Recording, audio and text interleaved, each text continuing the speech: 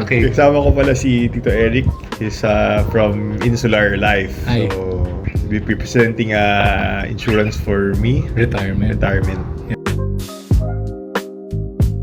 Kinukwento ko nga yung intentions mo of having a retirement plan. Considering Early retirement plan, considering you're only 37 years old, no? So bihira yun actually, yung mga kagaya mo sa mga nakakausap kong clients. Normally, hindi yan ang focus nila. Diba, pag nakuha ko yung funds, dahil nasa akin na yung funds, baka bumili na ako ng ng Porsche. Hindi na maging Hindi na pang-retirement. yung retirement ko. Bucket list ko yun. Everest. Yung Everest. Grabe. Ako yung Everest na inakit ko yung kotse.